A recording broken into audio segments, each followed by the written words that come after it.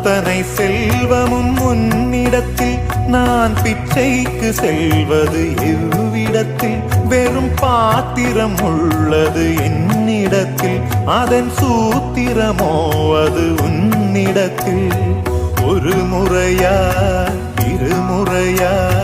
பல முறை பல பிறப்பெடுக்க வைத்தாய் புதுவினையா